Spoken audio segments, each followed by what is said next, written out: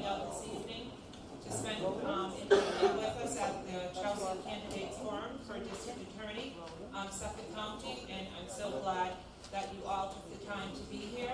We all have very busy schedules and have very busy lives, and we could have been anywhere tonight, but we chose to be here. So thank you for that. I'd like to say welcome tonight to the forum.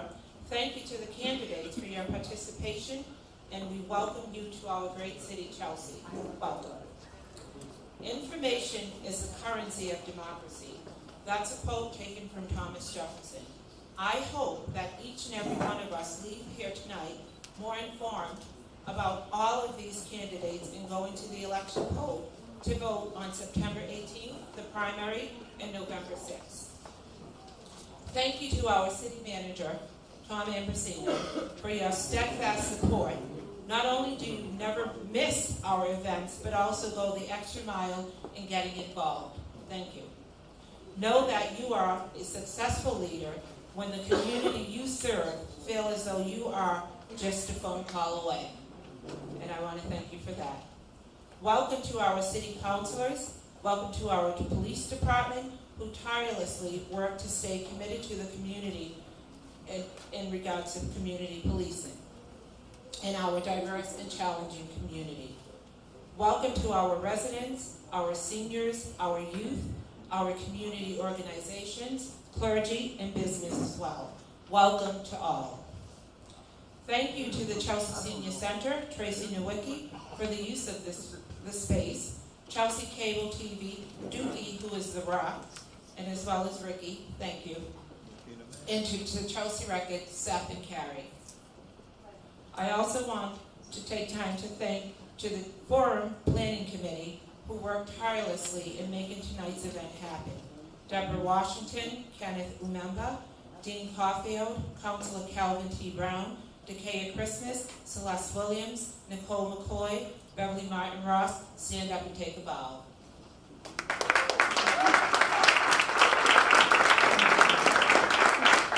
I also want to thank individuals and organizations that took the time to submit questions that truly reflect our community concerns.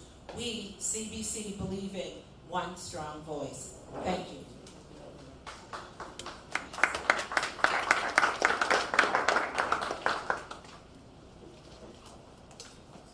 Of course, I forgot a pamphlet, but so now I would like to introduce the moderator of tonight's event, Dean Sharon Caulfield. She's a wonderful woman, and I want to give her the due respect. So what I'm going to do is ask for this here. You can always count on the city manager, right? So Sharon Caulfield, who has resided in Chelsea for 29 years, was born in Louisville, Mississippi. A graduate of accounting from Jackson State University, Sharon was the first African-American female to attend a four-year college as an educated accountant of the now-closed GM Assembly Plant in Framingham. With an MBA from Babson College, Wellesley, Mass., Sharon has spent 23 years at Bunker Hill Community College, where she is presently the Associate Dean of the Chelsea campus. Sharon was a founding member in 1983 of the highly successful Zenith Investment Club in Framingham, Mass. She is currently a financial partner. Sharon moderates tonight's forum. And here's Sharon. Thank you.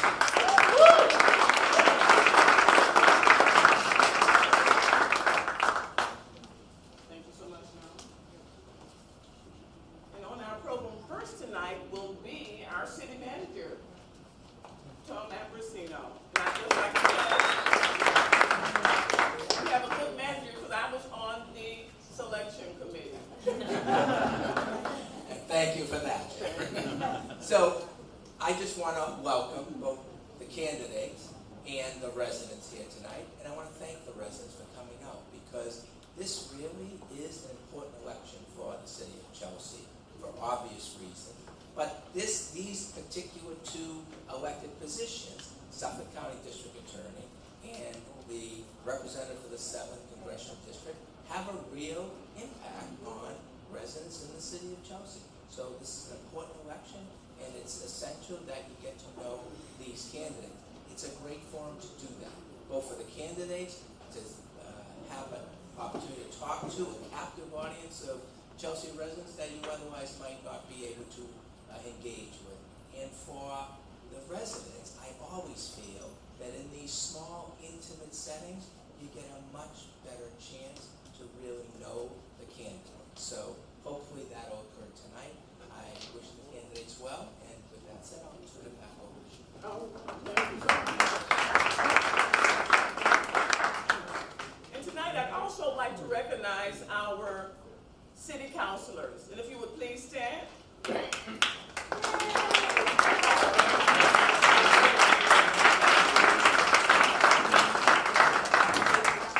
We had Damali Vito, and Damali is now our president of the council. Leo Robinson is our past president of the council.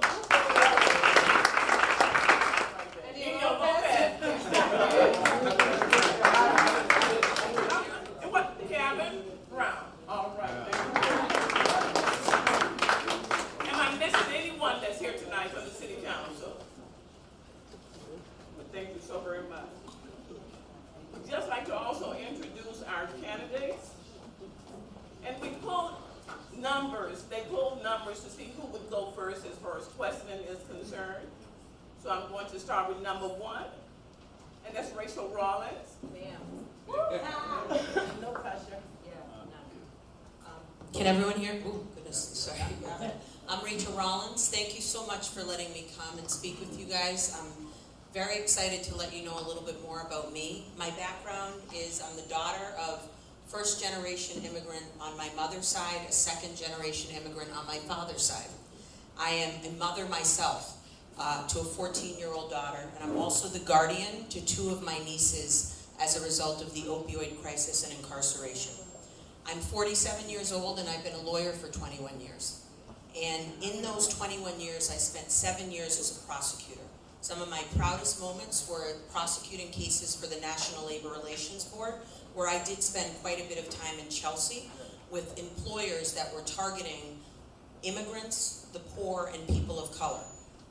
Taking advantage of them, not paying them the wages that they were entitled to, trying to chill their efforts to unionize and or speak about their wages, hours, and working conditions. I'm very proud of that work. Our federal government can work very hard for us, and I believe people of color, immigrants, all of us are entitled to work for our government because it's supposed to be there for us. That's why all of us are sitting here trying to become the district attorney because we believe that the government can change people's lives. In addition to being a prosecutor, I was a criminal defense attorney for about 4 years, and I've also, as I said earlier, I have siblings that have cycled in and out of the criminal justice system. So I have a lived experience, very different than other people that have come into this race. I have actually sat in the same courtroom I prosecuted people in, watching my brother get sentenced. So when I come to this race, it's personal to me. It is not something that I read a book about. It's not something where I go into these communities and then drive back to a gated community or not part of these communities. It is really important to me that we are treated, the individuals that are over-policed and over-prosecuted, the individuals that make up the overwhelming majority of the criminal justice system, that we are treated appropriately. Thank you for your time.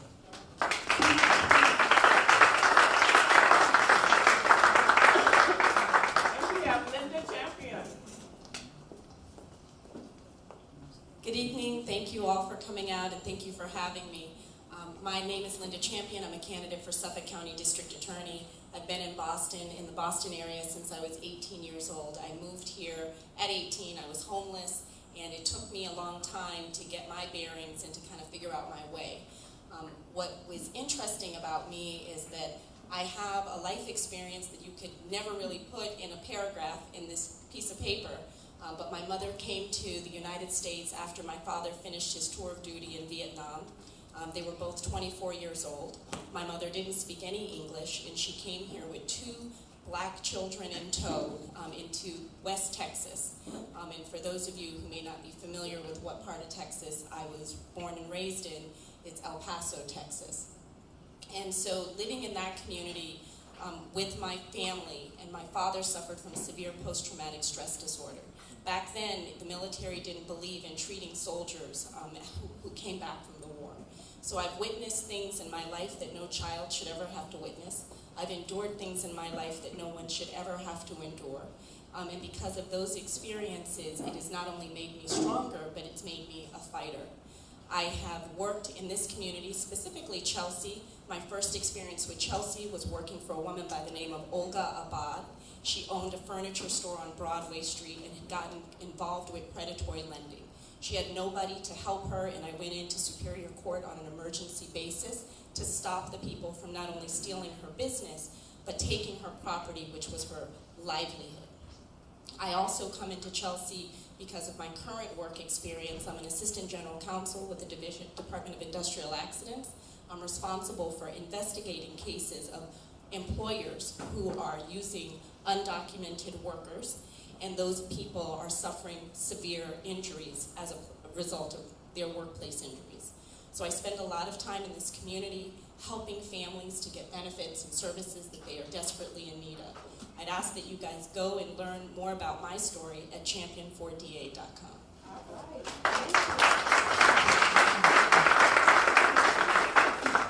Good evening. My name is Shannon McAuliffe, and this is obviously a very important race. And what I think Suffolk County needs, and really frankly deserves, is a leader that not only wants to get this job done, but knows how to get the job done and has gotten the job done before. And that is me. I'm a bold progressive, and I have been for my entire career. I went to law school because I wanted to be a public defender. I was a public defender for 15 years, and 12 of those years were here in Suffolk County, in these courts, in Chelsea, in Superior Court, where day in and day out, I was with my clients every day fighting injustice. There I saw both injustices big, and I saw injustices that were small, and death by 1,000 cuts. I probably would have continued doing that for the rest of my life, but 10 years ago, my husband died, and he died all of a sudden. So my life changed in really 1 minute. And I then had to decide, did I want to just be a lawyer, or did I want to be a leader? And did I want to really have a broader reach? I decided I wanted to be a leader. I left the courtroom and I went to the Kennedy School of Government. There I learned a lot about leadership, and then I came to Chelsea, where I worked and I was the director of Roca Chelsea. And Roca Chelsea is a smart, strategic, scientific alternative to jail. Engages the highest risk young men and gives them what they need to actually turn away from crime. For young men in the program for 2 years or more, 79% have no arrest for any new offense. And the recidivism for that very same group is actually 80%. So this is about actually engaging in smart solutions, and that's what I want to bring to the DA's office.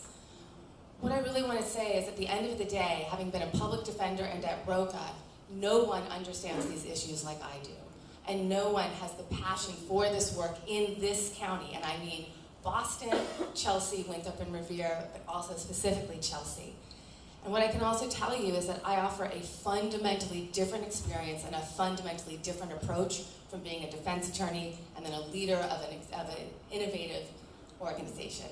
And that will give you a fundamentally different result. Thank you. Just like for you to also know that Shannon has to leave at 7 p.m. Good evening. Good evening. I'm Evander Cavallo. I am a state representative for the 5th Suffolk, which is parts of Dorchester and Roxbury in Boston. I am also a former prosecutor in Roxbury District Court as well in Gun Court downtown. I live in Dorchester in the Uplands Corner area with my wife, Ashley, and our little girl, Eliana. I'm running for district attorney because 3 basic reasons. First and foremost, there's too many people that look like many of us in here behind bars without adequate future, without a future.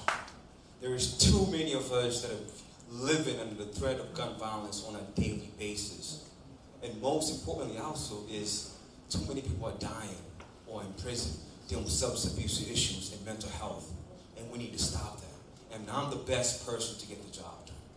You will learn today that I am a young man who grew up in Dorchester, came in 15 years old from the Cape Verde Islands, didn't know a lick of English. And 22 years later, I'm running for district attorney in Suffolk County. And it's not because of the hard work of just myself, but because a mother who worked 2 or 3 jobs like many in this community to keep our sons off the street. Good teachers at Master Park, as we talked with Sharon, that got me to college. I went to UMass Amherst, then I went to Howard University School of Law in Washington, D.C. And after that, I came back to my community, to Dorchester, to prosecute cases, to make sure that I'm giving back to my community. And when I prosecuted cases, of course, people went to prison where they needed to go. But I also saw that there was a lot of change they needed in the system. And I got elected, I ran for state representative, and I got elected to change the criminal justice system. Just this past April, we passed the most comprehensive criminal justice reform in the history of Massachusetts. And I'm proud to say that I was one of the leading voices in getting that done.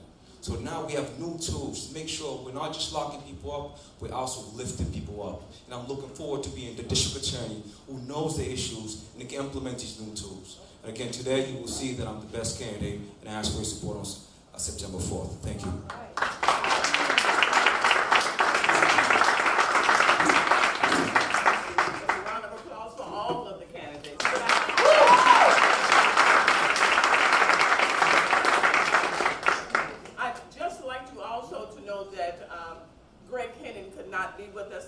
He did get the notice too late, but he does have some representatives here. If you raise your hand, who's here?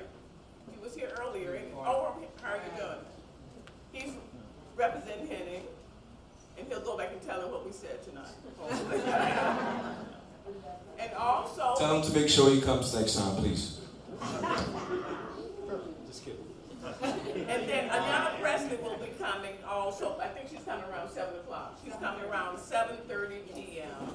too. Yes, and Capuano will not be able to be with us tonight. You know he's in session in Congress, and he was also just recently in Texas looking at the immigrant children that have been detained. So he's playing his role for us also while he's away. He also has representatives here tonight. Would you please raise your hand, those who came?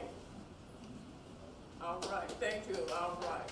We have at least, I thought we have 4 people here tonight. I'll be speaking on his behalf. Okay, and Leo Robinson will be speaking on his behalf tonight. Okay. Now we're ready for our questions, I believe. Now my section of questions will have 3 questions only. The first 2 will be general questions that will be directed to all of you. They're easy questions, definitely. But it will be directed to all of you. We'll have just 2 minutes each for you to answer.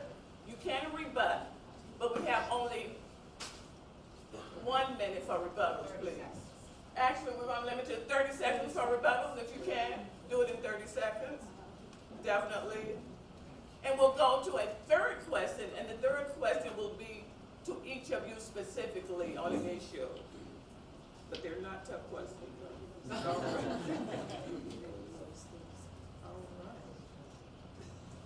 I came prepared with bios on each of you, which I didn't have to do, but you did it so well. So thank you so very much.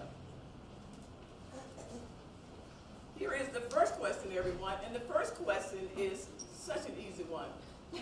What makes you the best candidate for this position? Tell us as much as you can in your 2 minutes, please. Who's first? And the first will be Rachel. Rachel pulled number 1, so she goes first.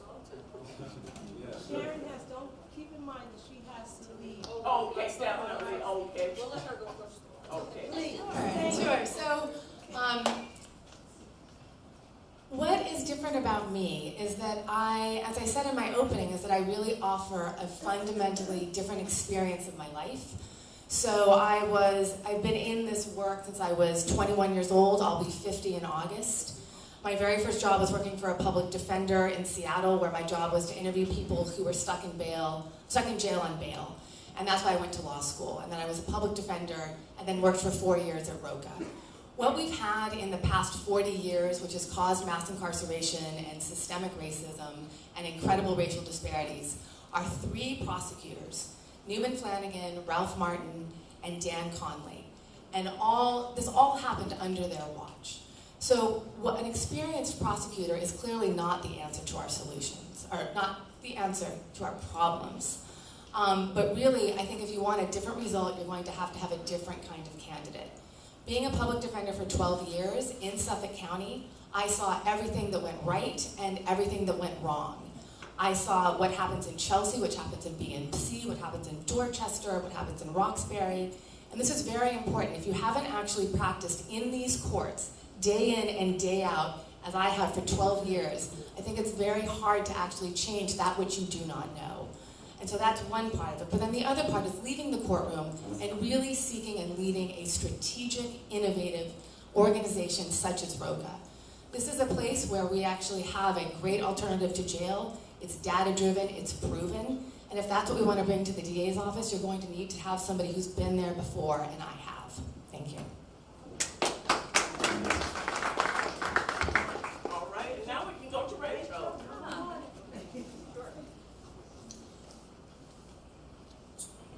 Having prosecuted cases before, incredibly large cases for the federal government, done a district attorney rotation in Brockton and handled cases in district courts as well, but also been a criminal defense attorney and a civil defense attorney. I believe I'm the only person on this panel that has also clerked on the Mass Appeals Court. There is a huge appeals unit in the DA's office where every single division can have an appeal go through that unit. I've sat for a year as a clerk there. But most importantly, guys, the DA's office has 275 employees that work there. 150 of them are lawyers. And if you have never led incredibly large teams, I don't mean the 17 people that were at ROCA or the 15 people in the gang unit at the DA's office. I mean hundreds of people, and lawyers in particular. It's going to be very, very hard to step in on day one and say, I've done 15, I can do 275. So I was fortunate under Governor Deval Patrick to be appointed the first woman general counsel in the history of the MBTA. I was also the general counsel of the Mass Department of Transportation and the first woman general counsel of Massport in a 5-year period. And during that time, I supervised over 10,000 employees at MassDOT and the T and about 1,500 people at Massport. I have the management skills necessary to do this job. This is something where you can't get promises from people. It's very, very different dictating down to youth workers than it is to speaking with lawyers that we all believe we know the answers to things, that we're the smartest people in the room, and you are going to be dealing with people like that in the district attorney's office. You need to be able to manage them. So it's my management skills with my substantive skills that make me the most qualified on day one that can do this job. Thank you.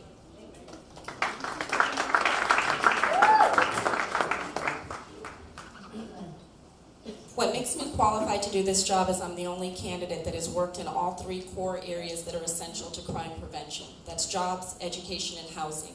With respect to housing, it is one of my passions because, as I told you, I came to Boston and I was homeless. But I didn't stop there. What I know it to be true is that when you work in the district attorney's office, as I have in this county, you are not managing people like they're herds of cattle. You are dealing with human lives. You are connecting lives, and you're trying to make the best decisions for a life that is in crisis at that moment. For me, I've challenged in every way doing what is right. When I received a liquor license for a store that I had built and opened, I was given conditions on that license, and I sued the Alcohol Beverages Control Commission in Superior Court because those conditions were fundamentally unconstitutional. When the disinterested members of the Wampanoag Indians came to me concerned about where their burial rights were going to go, if a developer out of Chicago stole the land that their ancestors were buried on, I filed the lawsuit pro bono in Barnstable Superior Court to open those books, bringing a sovereign nation before the jurisdiction of the Massachusetts courts for the very first time. When we have families in crisis, particularly in this community, not only Chelsea but in Boston, facing mortgage foreclosures from predatory lenders, I stood in, whether it was with the Volunteer Lawyers Group or through my law firm that I had established and created, to file pro bono actions to save veterans from losing their houses from fake, fictitious pyramid scheme companies. I've worked in the Suffolk County District Attorney's Office. I'm well aware of what needs to happen in order to move that office forward. We're looking for a leader, someone who can help understand the life that people have lived. I have lived the life of people, not from the sidelines. I don't need anyone to walk in my shoes, nor would I ever want anyone to walk in my shoes. But I've led this life, and I have the ability to lead people into change. Thank you.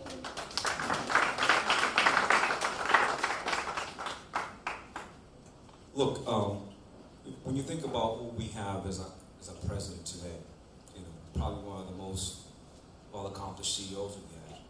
If you think about what we want as the next district attorney, you don't want the most experienced lawyers. You don't want a CEO, because we've had that. We had lawyers practice that are experienced prosecutors do this thing for so long, and what we got, a broken system. What do you want is someone that understands the issues. What you want is someone that's lived the issues. What you want is someone that's about solutions or has proven record of getting things done. As a young man, as I was talking to Ms. Sharon earlier about my high school experience, you know, I was arrested in high school in front of my colleagues. The school to prison pipeline that we talk about today, I've lived it. Thankful to teachers and mom who worked hard and made sure that I stayed on the right path. I'm here today. And I became a prosecutor, an assistant district attorney in Roxbury. I became a prosecutor in gun court, prosecuting gun crimes. So the lenses that I've had, right, up to now, I'm 36 years old, and I live in Dorchester, up in Scorn. I could have chosen to live anywhere else. My wife is an attorney. We chose to come back to our community and serve. And also, most important, as a state representative, lawmaker, the laws that we changed recently, and for those of you that do not know, I'm happy to talk to you more about it after, but we've done substantial change to the criminal justice system, juvenile justice, and people being able to erase their records, getting rid of mandatory minimums, limiting school zones. My fingerprint is all over this, because I know how to get things done. And I've had the life experiences and the professional experiences to be the next district attorney. That's why I'm the best candidate to be the next district attorney.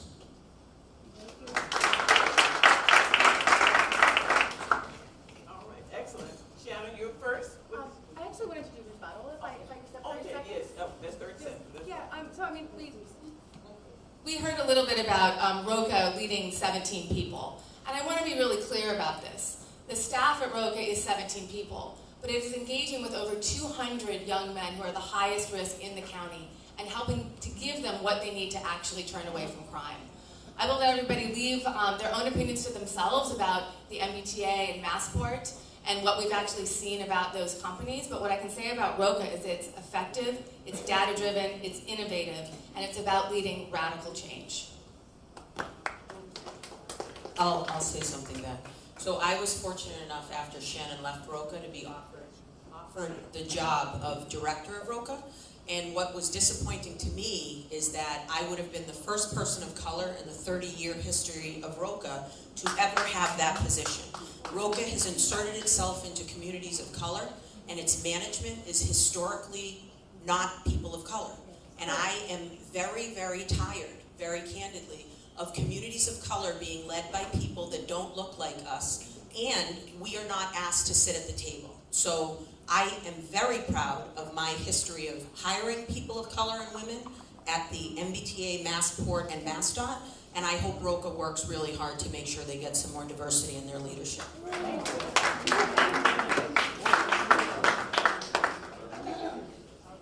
Thank you, everyone. That's the first round of questions. And as you can see, we have some top-notch candidates here. So, you know, it's just depending on you to get out and vote, please. Please, please. Please vote. All right.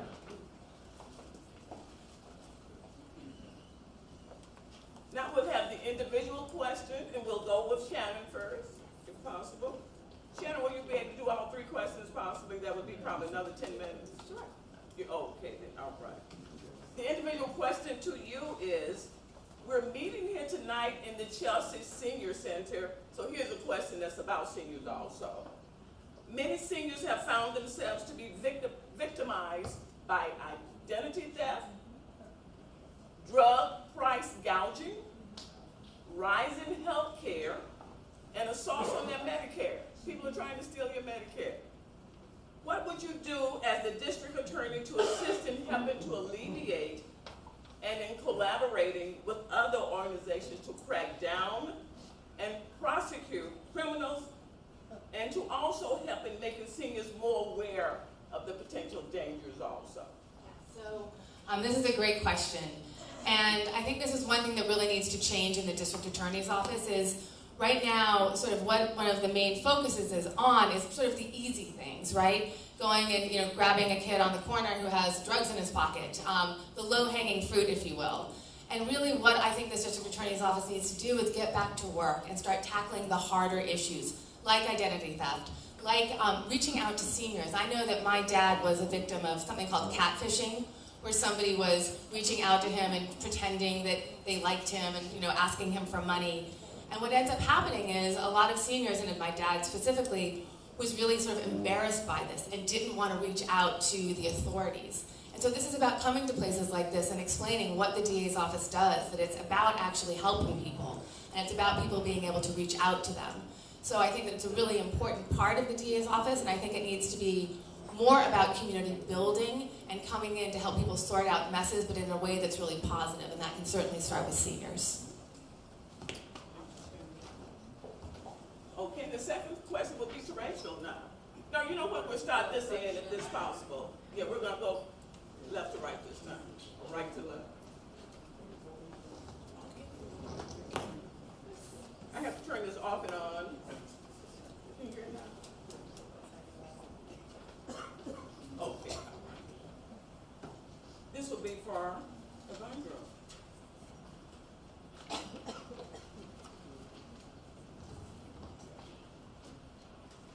Evandro, there was a heated debate this session on raising the age of juvenile court and Department of Youth Services to 21 years of age versus the 19 years of age, which passed the Senate. What is your position on this issue, and also on potentially lightening the sentences of first-time and non-violent offenders? Can you hear me? Oh, that's right. Ms. Sharon, I think you might have Googled me and decided to ask me that question. And that's because, as I was saying earlier, this record, people have to stand on their record. That bill, that law that you talked about, I was the lead sponsor of that law in the House of Representatives. To raise the age of criminal responsibility for our young people, to make sure the school-to-prison pipeline doesn't continue to go on. To raise the age from 7 to 12, to allow juvenile people to erase their record, to eliminate records. That's going forward. That's something that I fought for when it wasn't sexy, when it wasn't progressive, when people didn't want to hear about it. I was on the ground pushing for this. The other thing that you mentioned is the youth. The problem of the youth that we have way too often in our communities, whether it's in Dorchester or in Chelsea. In fact, I was having a conversation with a young lady up the street at the public library, and I asked her, she was a young black woman named Miller, and she asked her, what is your concern? She says, we have some gang violence, but I feel safe. So what we have to talk about is how do we keep our youth from being in gangs. In fact, I see Council Lopez over there, we have the same conversation, right? Because we know that particular immigrant youth, whether it's in Boston or in Chelsea, or youth of color, they're dealing with poverty, they're not making good decisions, right? So we have to try to find a way to divert them from the system. When they make that first mistake, divert them, not just give them probation and make them go on, right? Because they come right back. One of the things that I intend to do as the next district attorney is to create a senior level position, just like the homicide unit, just like I would have a chief of drug unit or chief of gang unit. I would have a unit called chief of diversion and restorative justice. So we want to focus on that. For too long, we've been locking people up and not lifting people up. And again, based on the experiences I've had, I'm the guy to get the job done. Thank you.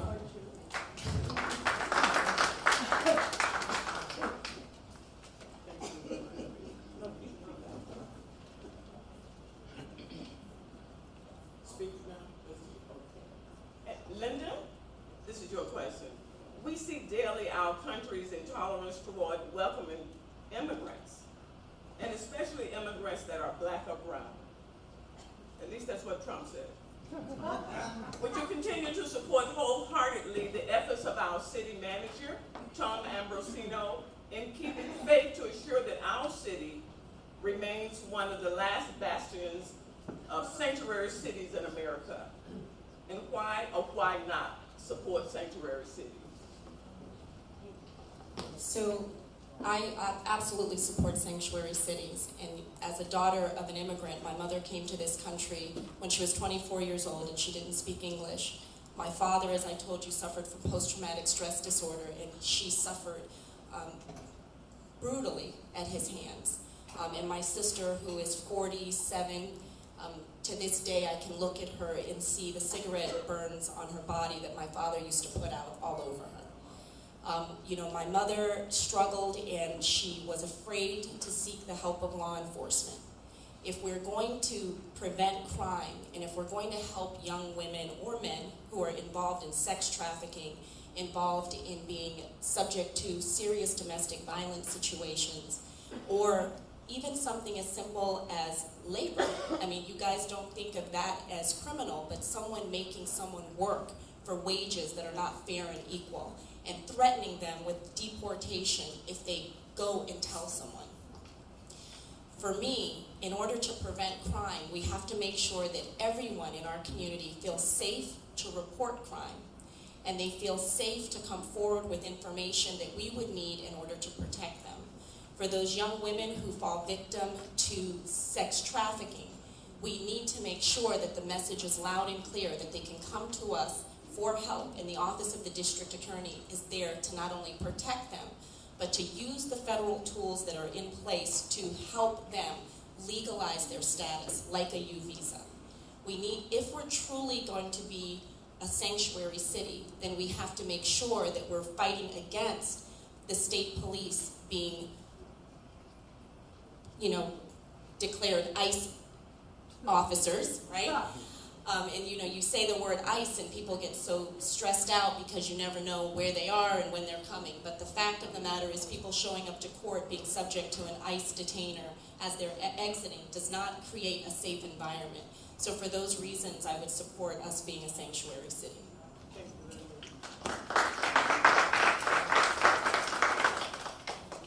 Can we add to that? So ICE is in Chelsea already, and 2 to 3 times a week they are picking people up outside of the courthouse. And we need to make sure that whoever the leader is of the district attorney's office, we see what just recently happened to the superintendent of schools as a result of a public records request and putting information in something called the BRIC. Federal agents were allowed to look at those databases and see where this student was.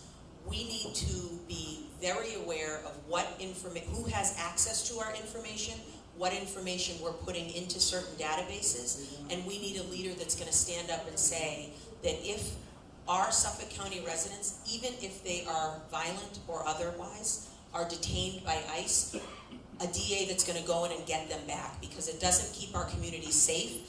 Victims of crime are not coming forward and telling us what's happening because they're afraid of deportation. We can't say crime is down and take advantage of that data point if people are hiding and terrified of coming forward.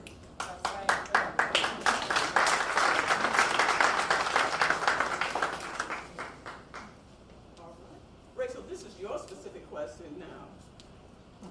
I just looked up this report, and it's called Mass Incarceration, the Whole Pie, 2018. And it does tell us, we may not know this, but Massachusetts is actually the #2 state from the bottom as far as arrests are concerned. One of the highest I think is Louisiana, like 760 people per 100,000 or whatever. We are fairly low. But what Massachusetts does do is a lot of arresting of people. And then this is what it says, Rachel, from a report, Mass Incarceration, the Whole Pie, 2018. Most states continue practice of arresting people for drug possession, which destabilizes individual lives and communities. Drug arrests give residents over-policed communities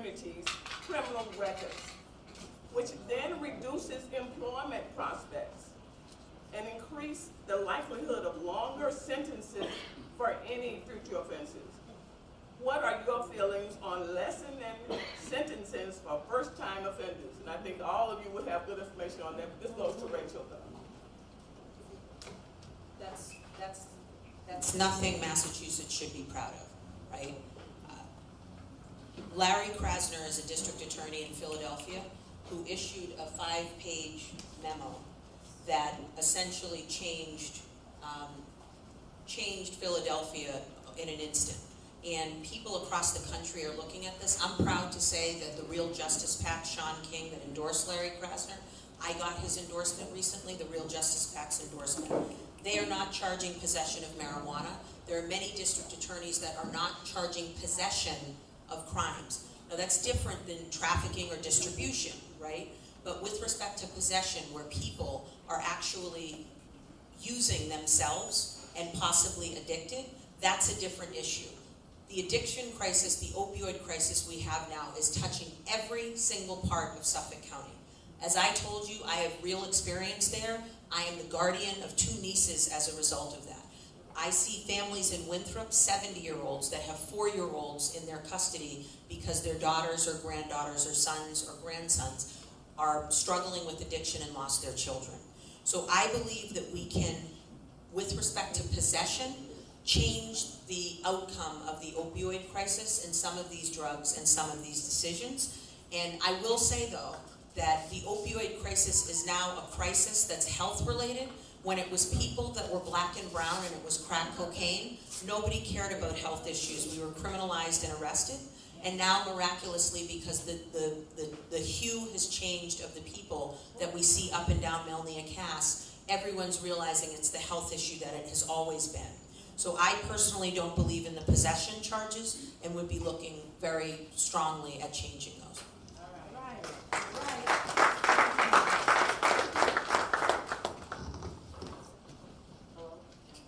That was the end of our specific questions per candidate, and now we have one general question again. If you are elected the Suffolk County DA, in addition to performing your daily job responsibilities as the DA, where are 2 areas where you see the greatest inequities or the greatest needs for reforming that you would personally work on improving and implementing? Shannon, you can go first once you need to go. Thank you.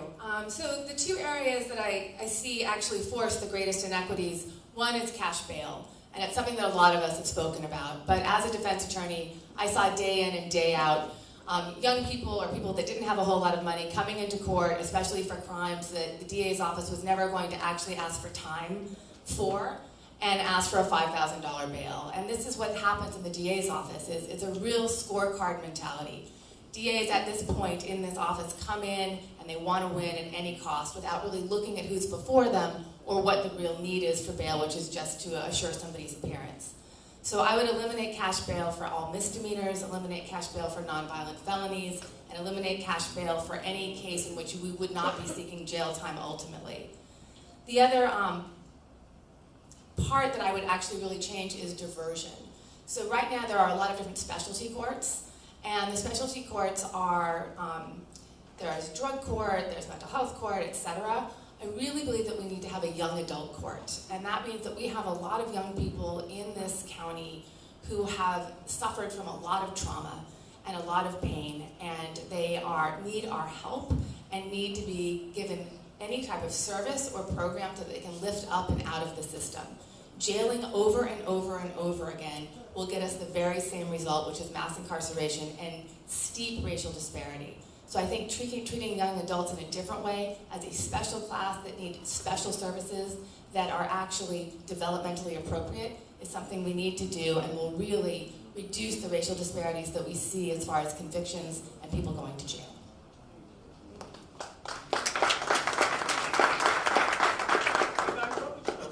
Sure. I agree with Shannon on how we deal with young people, diverting them from the system, at least keeping them off the criminal justice system and having a youth court, which is something that's starting to go on in some parts of the country, including San Francisco.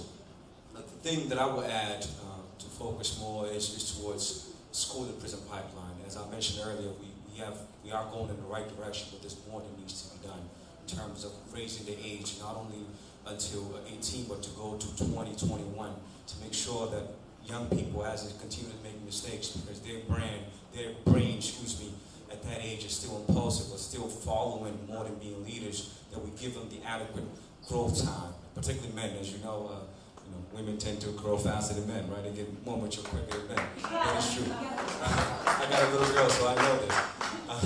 But for school to prison pipeline, particularly, I think arrests that are happening potentially from school, the first thing that I'll do is, again, as I mentioned earlier, because I'll have a senior position for diversion and sort of justice, I'll make sure that every school arrest or school issue is considered for pre-arraignment diversion. To make sure that before we say, let's put a record on this young man or young girl, or little boy or little girl, that we determine, is it something else that we can do? Can we bring their parents in? Can we get their fathers in? Can we get the community involved? Can we get the police involved to see if we can do something else, right? The other component that I think the system is going forward that I'm happy to, again, push for is restorative justice. That is to offer people an alternative to incarceration, an alternative to the system, right? So when an arrest happens, again, particularly when it involves the victim, you get the defendant and the victim, if the victim is consented to, in a room to mediate the situation, right? Again, bring police, bring communities together to decide out of conflict resolution besides just going through the system. So those are the two things that I'll focus on.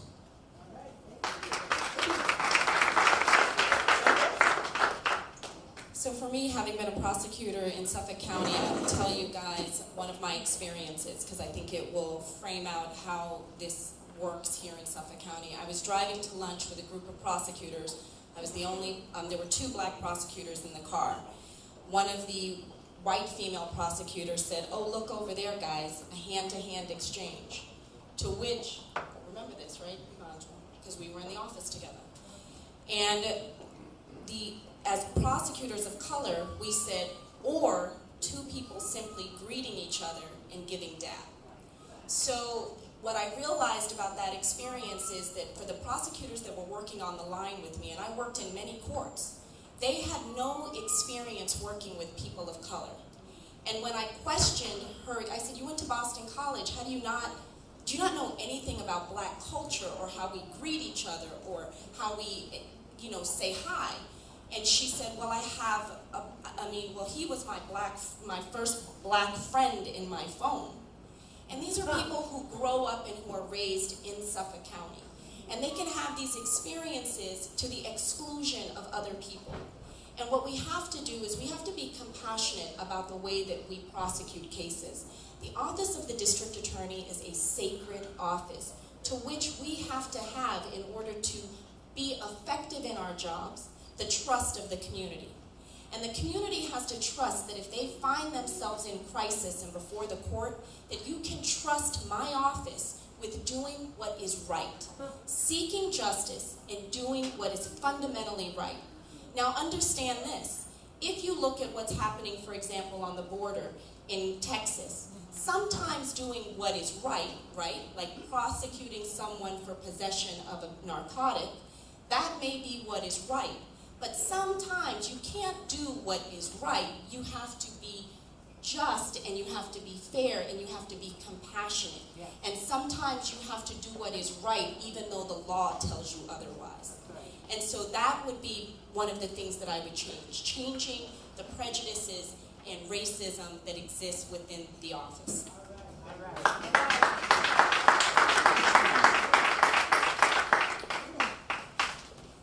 Similarly, as a prosecutor of color, I have had more experiences than I'd like to share walking into court and going to the area where the lawyers sit. There's usually some sort of a barrier, and having a U.S. Marshal stand up and say, "Stop, the family sits over there," or opening up the door and walking into court as a federal prosecutor, a DOJ vetted attorney for the United States government, and being told, "Oh, thank God you're here.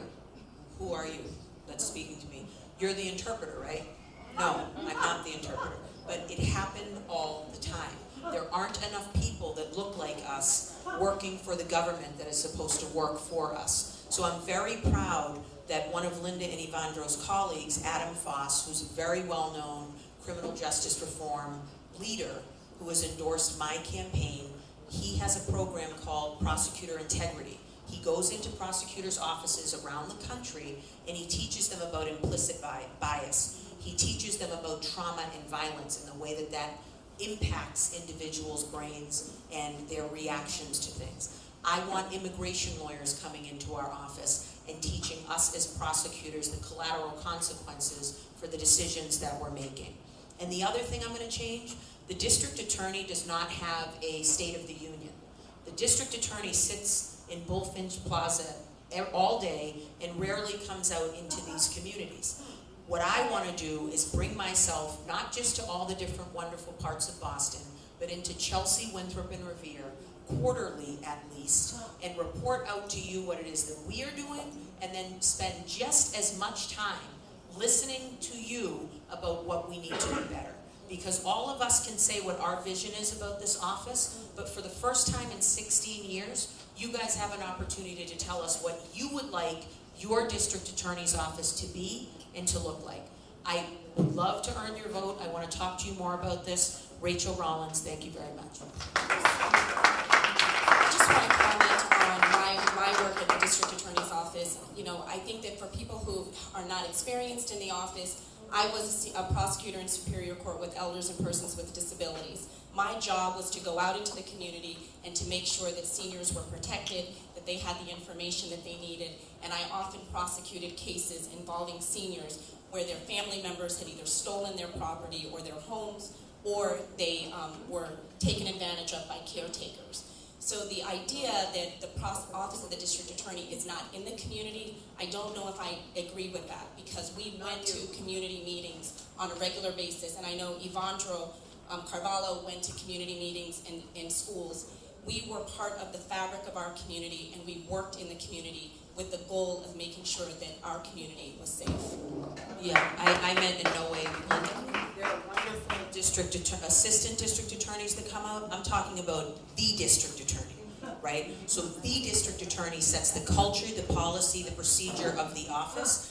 Her face needs to be seen in the community, not just line ADAs that don't set policy or make decisions. They are very important people. I see them in the community as well. You need the DA that makes the decision, walking out and talking to you, not just when we want your vote, but to hear about what's happening in your community. So I know Linda and Evandro did a wonderful job. That was not intended toward them.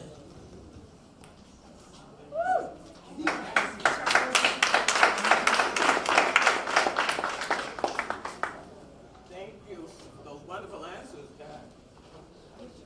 And also at this point, we have, okay.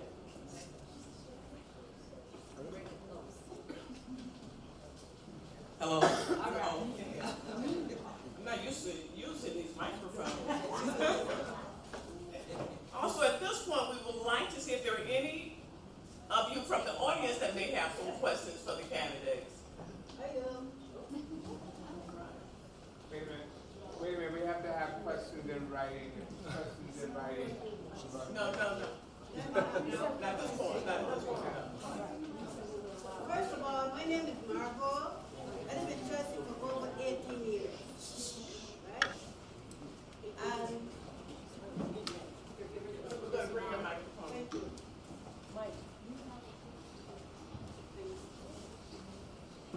My name is Margot. I live in Chelsea for over 18 years. And Rachel just answered one of my questions that I was going to ask. How come that we never seen any of y'all in the community? My other question was, if we vote for you, how do we know that the votes will not get stolen and the ballot box disappeared? Number three question is, why it is that people come from all over the world and take over the houses and triple the rents and force people that was living in this community for over 100 years out of their homes? We want something done about that. Can we get something done about that? Thank you.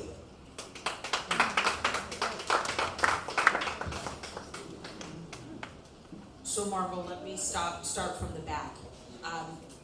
We are seeing a housing boom all over Suffolk County, Chelsea, everywhere, where people who have lived here their entire lives, generations of people, are not capable of affording the houses that their families are living in right now. And communities are changing. One of the things I'm excited about is I worked with Mass Housing on workforce housing. There's low-income housing, extremely low-income housing, workforce housing, lots of different types. We need to work, and I know Linda does wonderful work in this as well, we need to work as the district attorney talking about housing.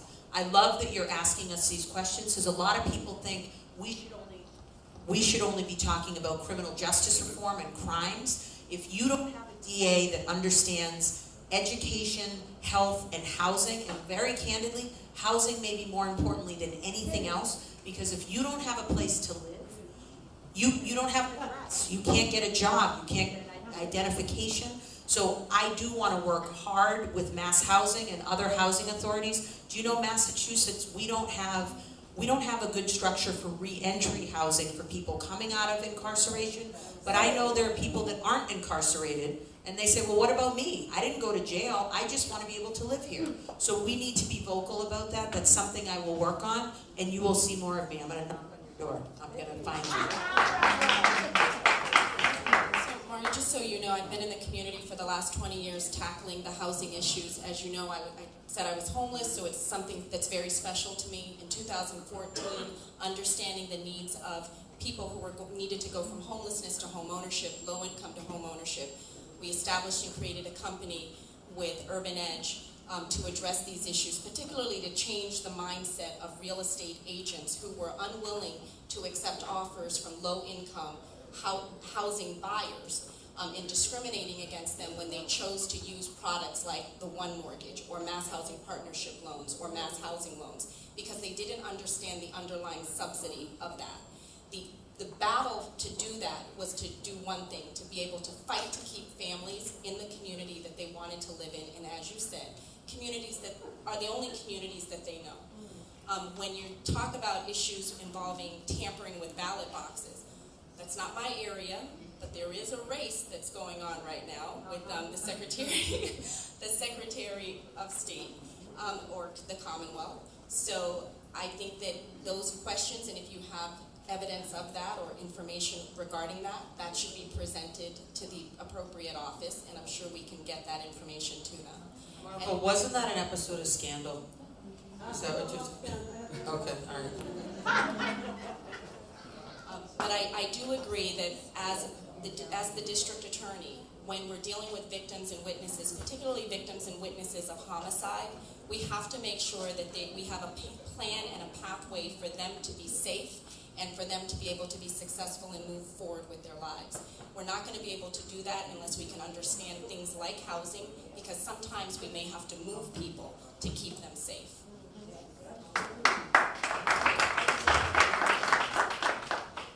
Hi, great question. Listen, the reason you haven't seen some of these folks in your community is because really they're just stepping in. They're not from your community, right? You know, I don't know you personally, but like I'm raising a daughter in this corner in Dorchester neighborhood, so I know people like you that struggle every day, whether to pay the rent or losing a son or losing a grandson to gunfight. That's what's at stake here. So what you're talking about is people that know the community. In fact, I see Reverend Willie in the back, who I've known for several years, and I've been to Chelsea several times, even to the church. I spoke at MLK event not too long ago. So you're alluding to something that's critical here, is who do we know? I'm telling you, if you look at the candidates that are running for office for district attorney, I'm the only one anyone knows. And that's not because I've been a superstar. It's because I've been on the ground working. I've been attending events even outside of my district, like I came to Chelsea when I have several times. So that's what we need. Someone to understand the issues that we all deal with. We're talking about housing, we're talking about school, the prison pipeline. I'm a state representative and I have connections on Beacon Hill. I'm a young black man that lives in Dorchester, and the Speaker of the House of Representatives from Winthrop has endorsed my candidacy because he sees that I work hard. He knows my heart. He knows I understand the issues as I've been saying. Again, some of these folks are stepping into the space. I'm stepping up. It's just another layer, it's another level of me serving all of you in our community. So you will see as we go again that I am the best candidate because I understand the issues personally and professionally and have a record, Google. And I can come to your doors with pamphlet on this stuff, right? And I'm not saying this because I'm bragging, but because it's about our community. It's time we have someone with my personal experiences who understand the system to be the next district attorney. All right? You understand what I'm saying? Yes, ma'am. Thank you.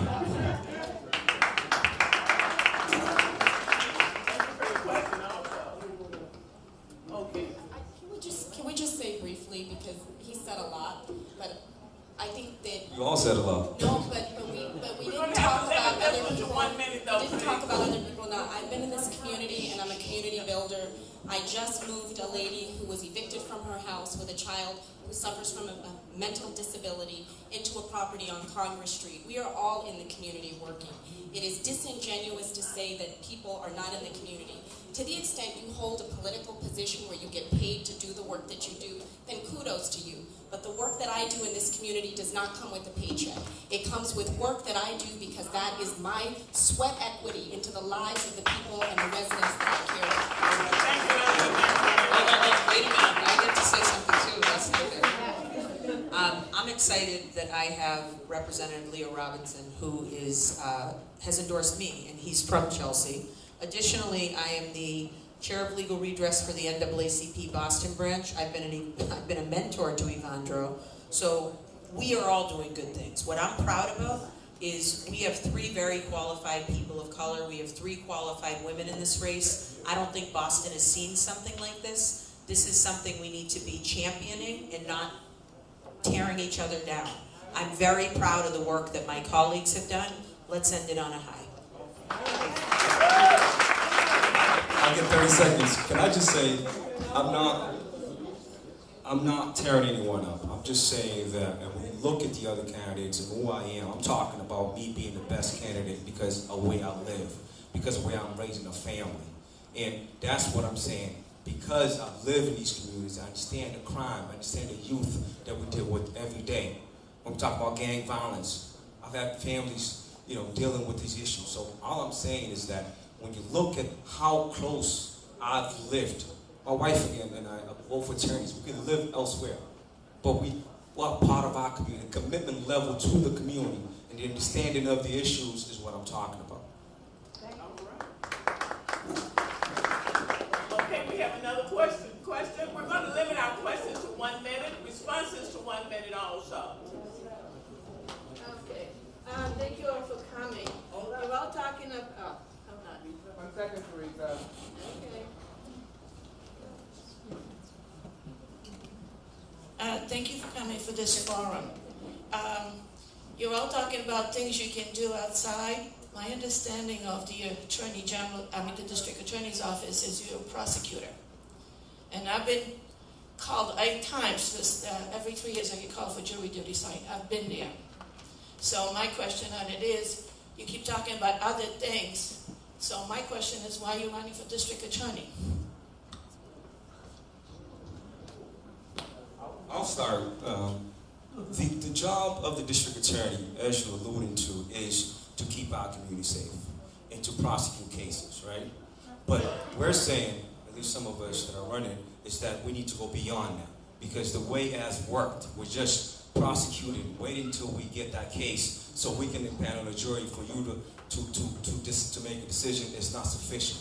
Because why it's led to mass incarceration, it's led to racial disparities in the system. So we need to do more than just prosecute cases, right? We need to be part of the community. We have to understand, whether it's a young man who lives in a broken home, whose family, as the woman alluded to earlier, doesn't have housing, why he made that mistake in school. So we didn't just lock him up. We don't just put him in front of the jury. So that's why we want to focus beyond just prosecuting. Yes, we want to prosecute particularly serious cases, violent cases, people committing domestic violence against women, raping, murder, right? But we want to go beyond that because 90% of the people that commit crimes and go to jail, they come back to our community. So we have to go beyond. All right, we have one last question from Jose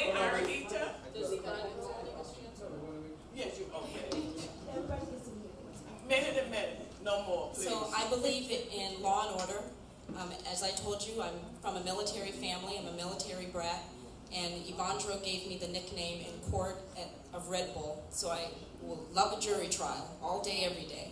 But what I know to be true about the criminal justice system is that it is fragile and there are places where it is fundamentally unfair. I was in the district attorney's office when we would prosecute women, for example, Vietnamese women who were selling CDs illegally. And it was my position that while they were selling them, they didn't speak English, and someone gave them to sell. But those women were prosecuted, and as a result of those prosecutions, deported. And I think that that punishment does not fit the crime. The office of the district attorney is designed to protect the residents and the citizens that we serve. But we have to do it in a way that is fundamentally fair to everyone. And so people who know someone may get a break. But if you don't know anyone, you don't get anything. And prosecutors go into the office trying to build a record based on convictions in order to get a promotion. And that is a process that I have to stop. Okay, we have to stop now.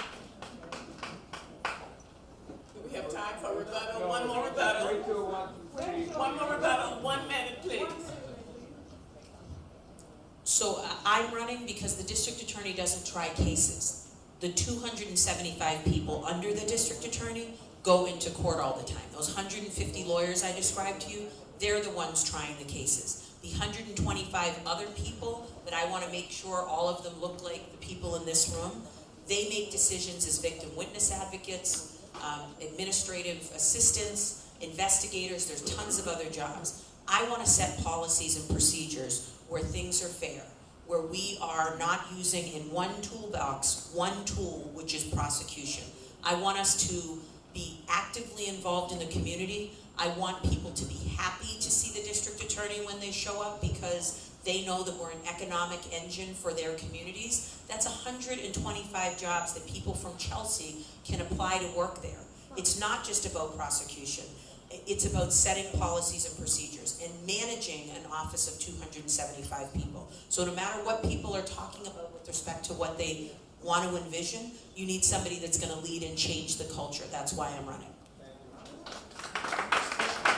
right, we have time for one more question. That's Jose Arahita. I can project. Can you guys hear me? Yes. Great.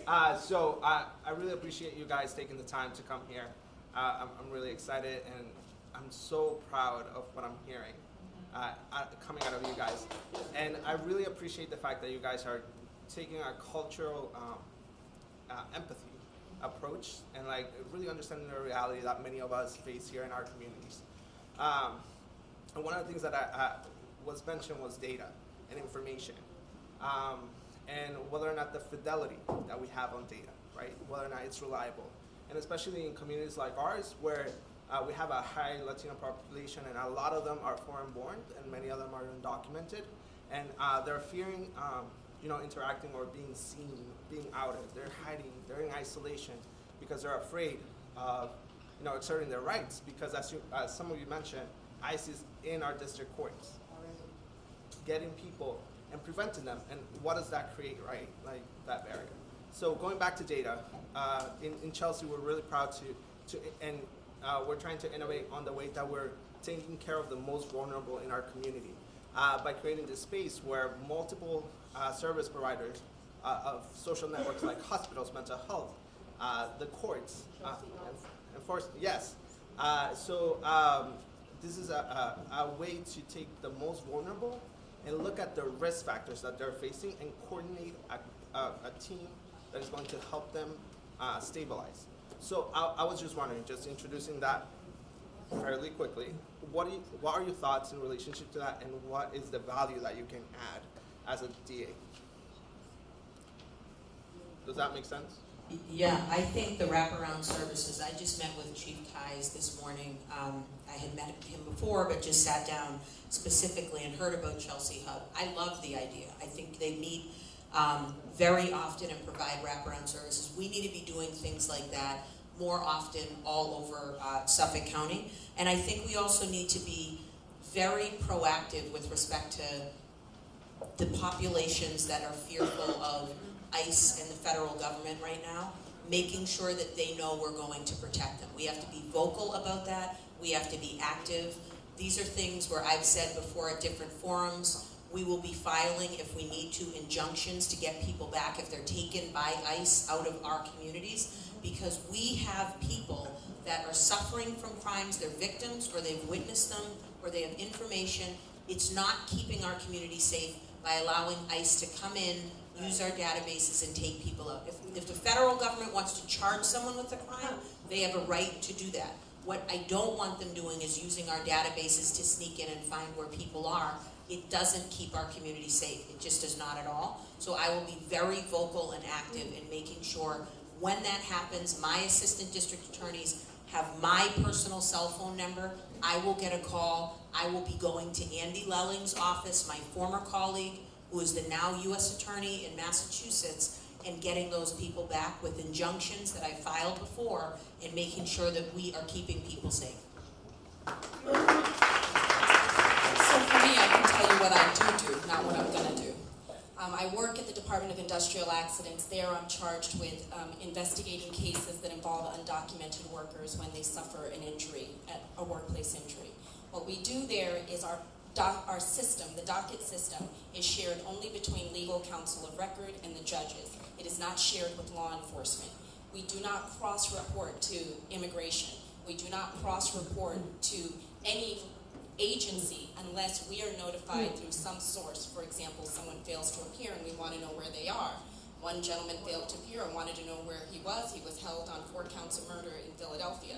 So those are the cases that, okay, well, he can't come here to get benefits, right? So for me, what makes me feel sometimes unsafe in court is that I'm sitting next to someone and I really don't know if they're wanted for murder, if someone is looking for them, if they've been involved in kidnapping someone. I have no knowledge of the person sitting beside me. My only question representing the Commonwealth of Massachusetts in these cases is whether or not they are entitled to benefits, medical benefits, and services. And we have done a great job, and we have never had anyone removed from our courts on an ICE detainer. And I have never seen ICE in any of our courtrooms, and I've been prosecuting and handling these cases for the last 5 years.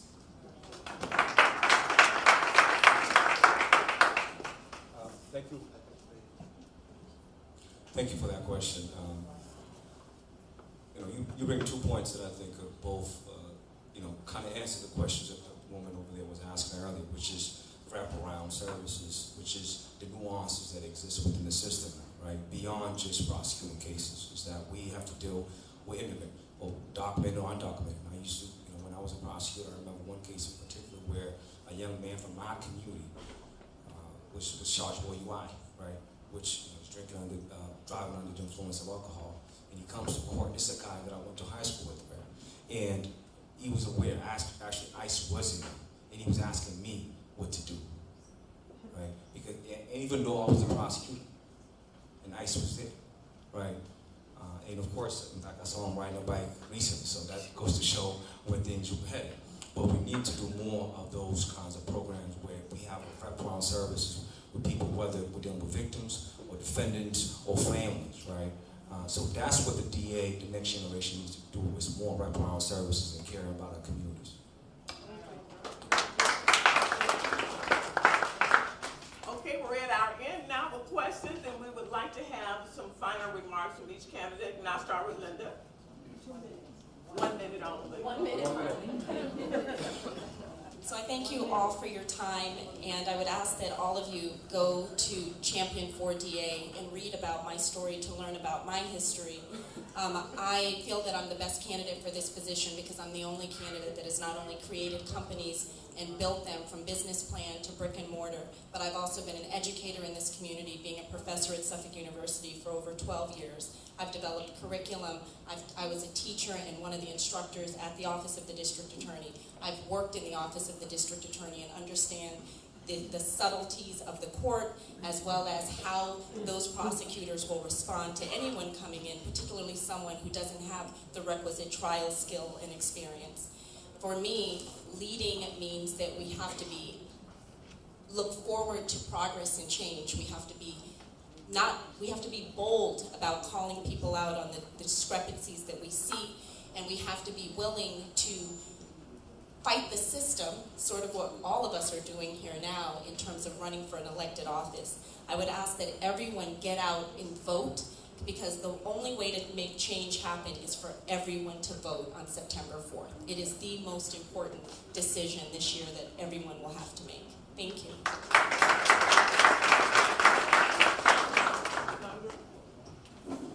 Thank you for taking the time to spend with us this evening. You know, Maya Angelou once said, when someone shows you who they are, believe them. And again, if you look at my personal experiences and my professional experiences, as someone who grew up in Dorchester, who could have been the other side of the law, and was in the other side of the law, and could have been in prison. But no, because of second chances, because of teachers, because of a great mother, I'm standing here today. That's what's at stake here. Someone who understands the issue. I used to be a prosecutor, so I've seen when the system works well, and I've seen when it doesn't.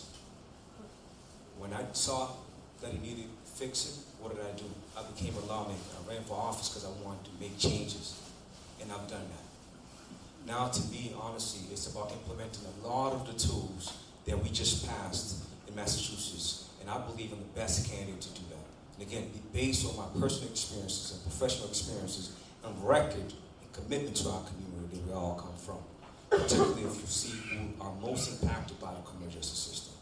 It's time we elect someone from our community. I ask for your support on September 4th. Thank you.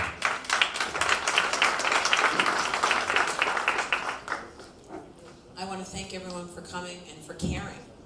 This is really exciting. We have had many, many forums, and it's always really heartwarming for me when I see people that take time out of their lives to come out and talk and listen and learn about this incredibly important role.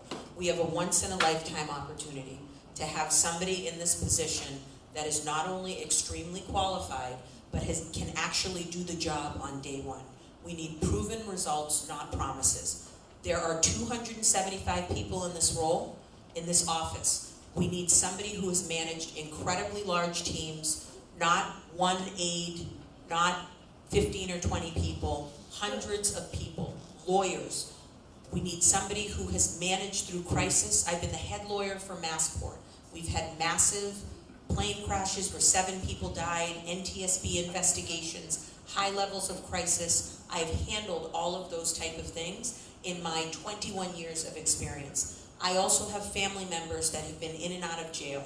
I have firsthand knowledge of the opioid crisis. I myself am a foster parent to my nieces. So I live and experience every day that many people in this room live as well, but not a lot of the candidates have. We are all qualified. I hope you vote, and I hope to earn your vote. Thank you very much.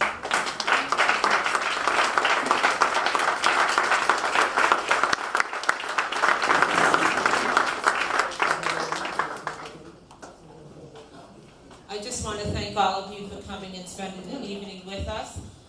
As I started out saying, my hope is that we are more informed, and I hope that is the case. I think it is, and I thank you for sharing your time with us. There's refreshments there. I also want to say that there's forms to register to vote, both in Spanish and in English, at the table there. And I encourage anyone that is not registered to vote to take a form and do so. This is not the end of the program. We're not over. It's not over. So now we're going to pass it. Okay.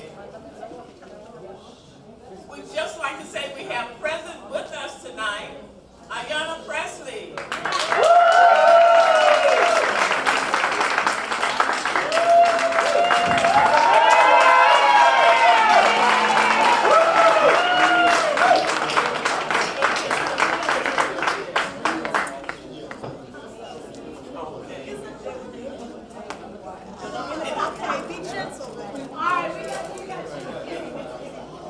May we have it quiet, please? And after Ayanna speaks, we're going to also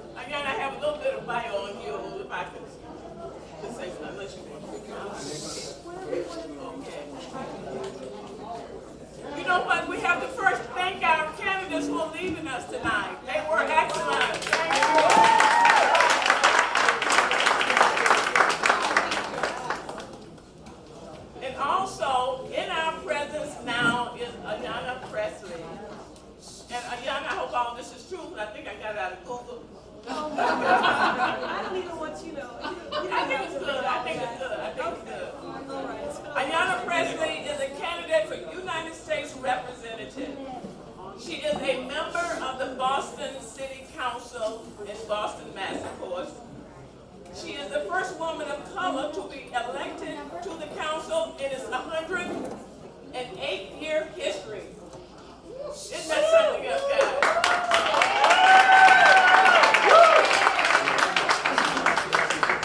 Ayana is a native of Chicago. She attended Boston University but dropped out to support her mother who lost her job. After leaving Boston University, Presley worked as a senior aide for U.S. Representative Joseph Patrick Mike Kennedy II and United States Senator John Kerry. During the 2009, Presley served as Kerry's political director, responsible for managing his relationships with elected officials at the city, state, and federal level, and with various community leaders. In 2015, Emily's List honored Ayana Presley at a large reception in Washington, D.C., and presented her with their annual Gabriel Giffords Rising Star Award. In January 2018, Presley announced that she would challenge United States Representative Michael Capuano in the 2018 Democratic primary for the Massachusetts 7th Congressional District. In April 2018, Presley was listed at number 20 on Boston Magazine's The 100 Most Influential People in Boston. What an achievement. Wow.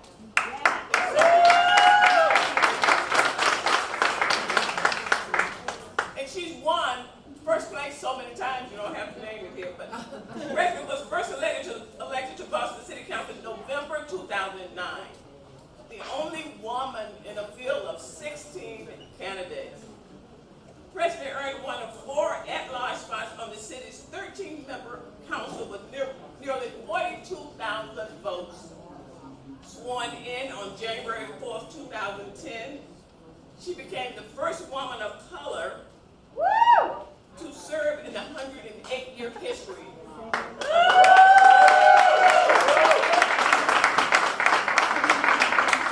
In November 2011, Presley faced a highly competitive re-election campaign, but finished first among at-large candidates with 37,000 votes. She won 13 of the city's 22 wards and finished second in 3 others. Presley dominated Boston communities of color and progressive neighborhoods. According to Joshua Miller, she speaks for the less opportune. Presley topped the ticket again in November 2013 and in November 2015 and placed second in November 2017. She lives in Dorchester with her husband Conan, Harris, and her stepdaughter. What an outstanding lady.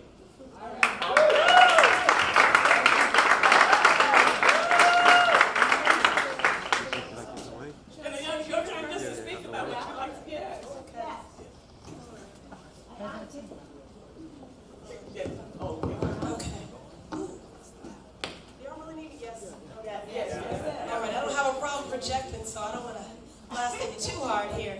But thank you, Sharon, and thank you to Blacks in Chelsea for convening this important forum to educate and empower community. I want to thank each and every one of you for being here, for the role that you play in community every day. You could be a lot of other places, but the fact that you chose to be here is a testament to each and every one of you, that you care about this city, you care about our Commonwealth, and how it is governed. So thank you for that.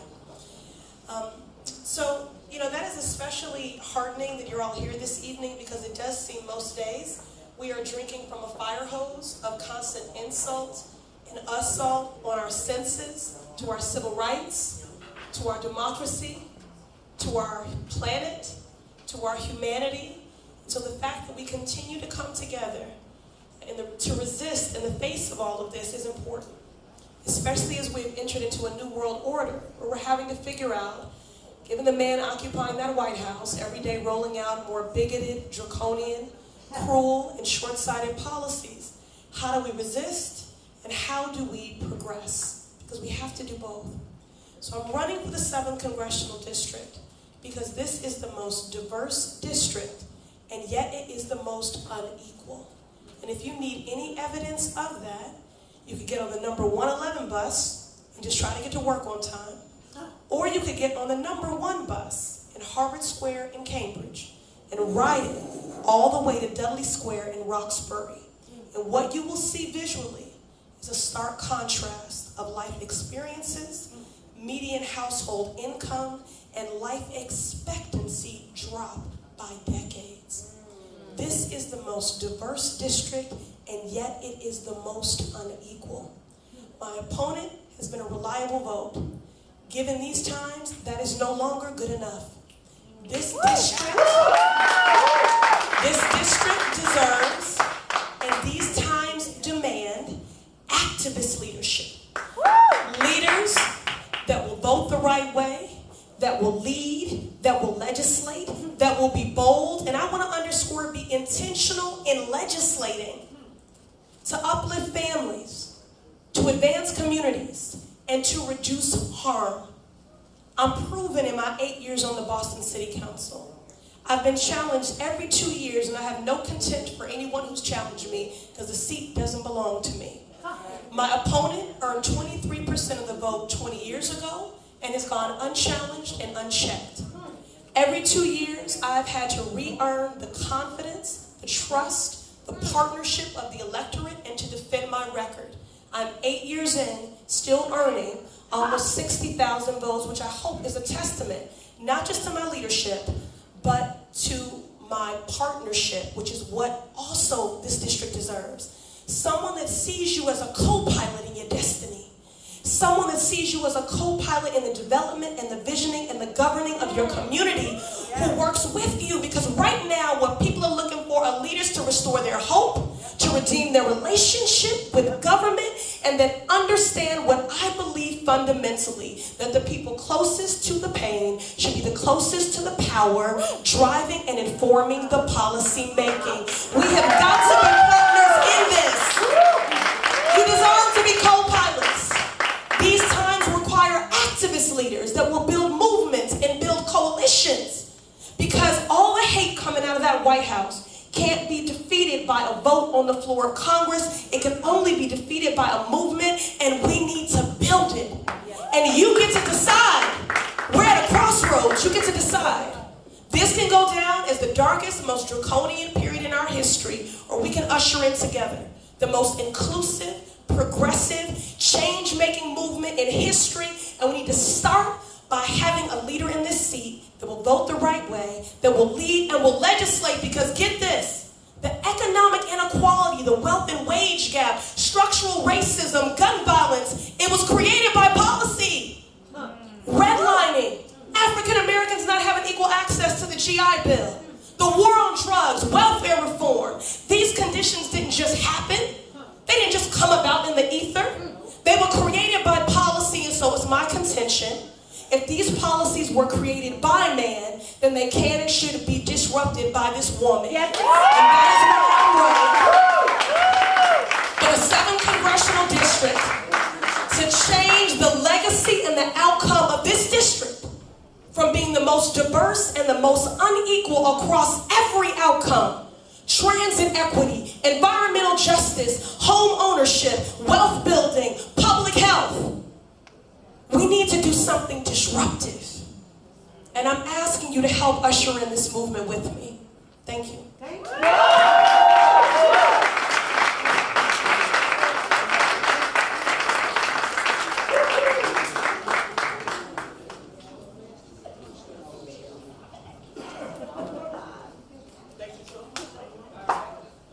Leo is representing Representative Capuano.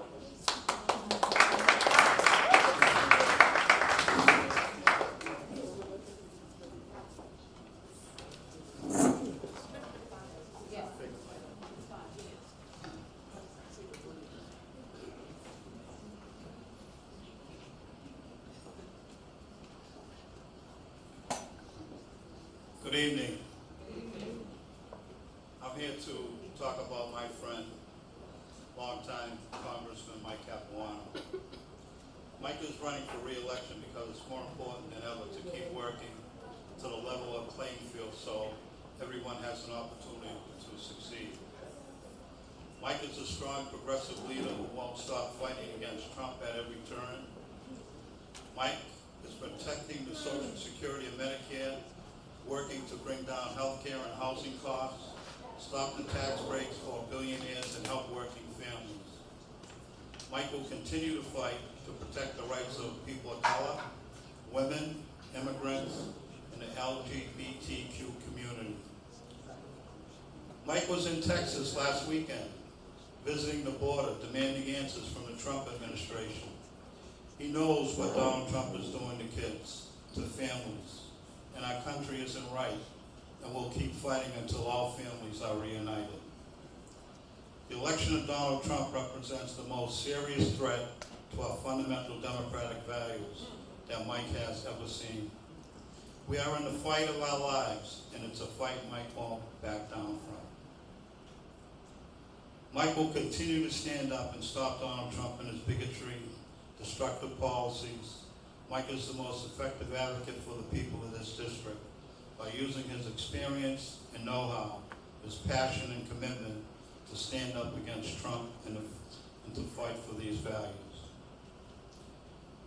I'll talk about some of Mike's accomplishments. Mike secured a $30 million grant to completely rebuild Whittier Street housing development in Roxbury, increasing the number of affordable units and giving every existing low-income tenant a new apartment. Mike co-founded the House Caucus on Community Health Centers. Over the last decade, enrolled in community health centers has more than doubled.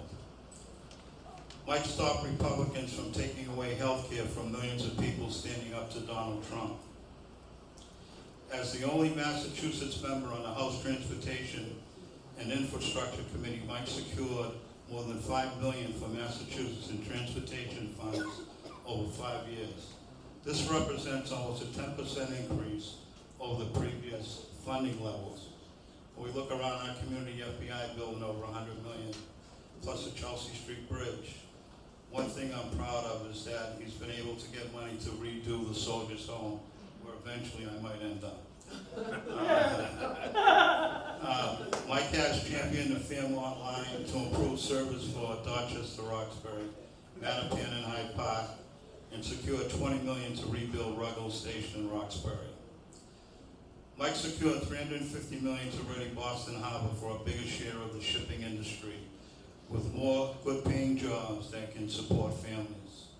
So on behalf of my friend, Mike, I am asking for your support, and thank you for this evening.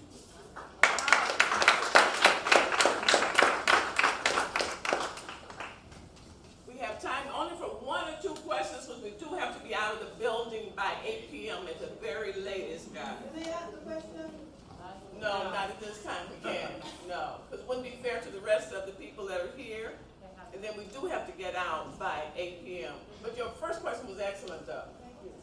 No, I just wanted to know what he said about Roxbury and this, but he never mentioned Chelsea. What happened to Chelsea? What they doing to Chelsea? Yes, the FBI building. I can talk to you after. I just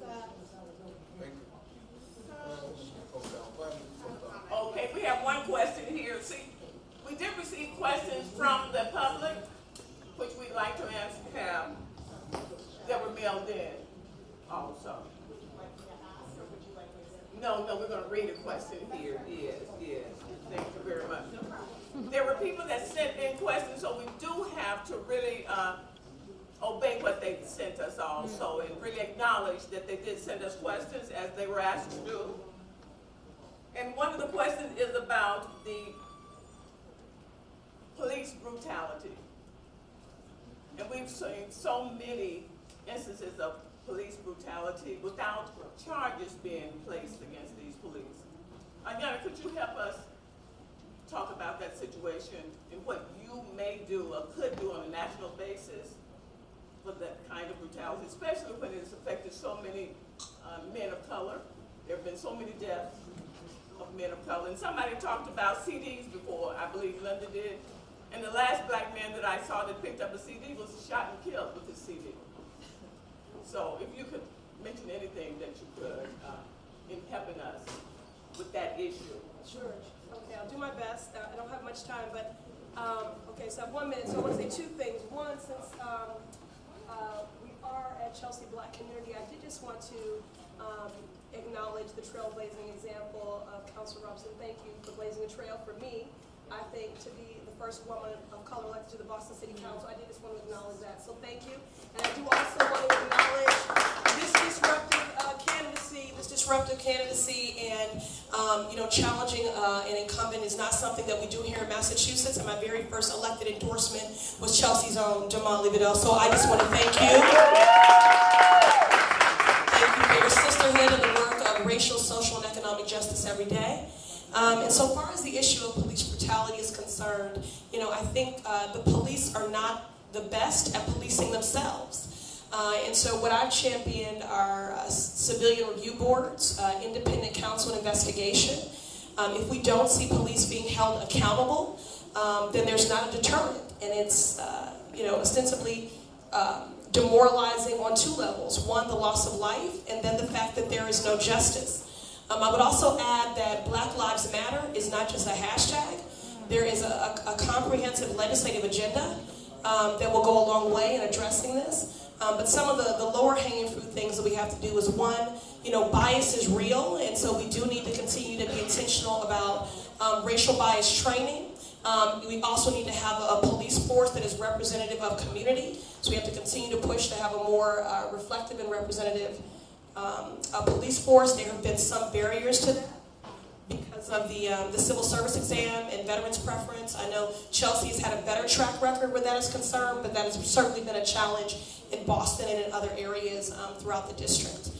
So those are just, so police diversity, civilian review board, independent investigation, the Black Lives Matter agenda, and a more reflective and representative police force. And what else? Okay. Thank you.